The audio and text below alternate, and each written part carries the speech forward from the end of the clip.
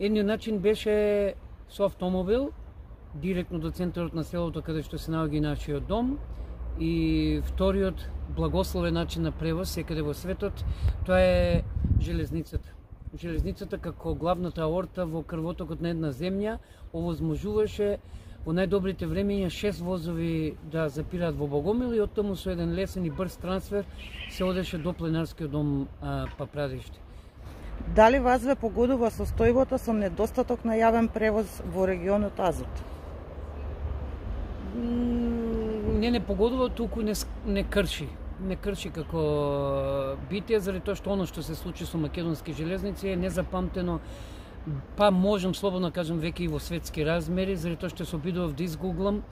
Не памтам земја која што толку лесно и брутално се откажала од железничкиот превоз и го уништила, како што е нашата држава. Од 6 возови кои што ги имавме само до пред 5 години на релација Велес-Прилеп-Битола, сега имаме еден или ни еден. Во зависност од тоа во кој годишно време сме, и ова не е виц, ова не е шега, толку и возови имаме, така што во одредени годишни времења немаме ниту еден воз. Општина Чашка е специфична заради тоа што нема автобуски превоз.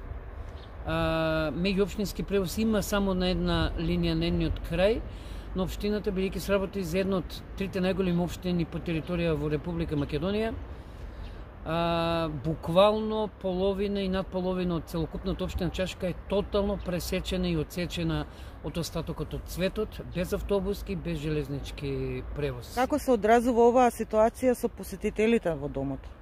Се одразува и на посетителите и на домакините во домот, како еден од неколкуте домакини во домот, веќе кој што секој викенд бев домар или домакин во пленарскиот дом Папрадиште, сега еднаш на 2 месеци или еднаш во месецот.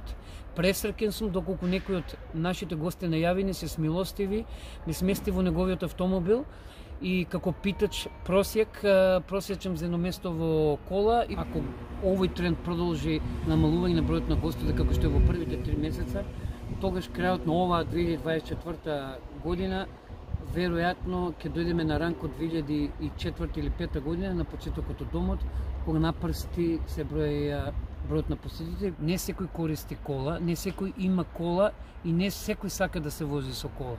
И ова е нешто кој што мора сите да го запамтиме. Јас не користам кола, сум шофер, но прагматични, практични причини голем дел својот живот го посветив во користење на јавен превоз, а еден таков беше железничкиот превоз.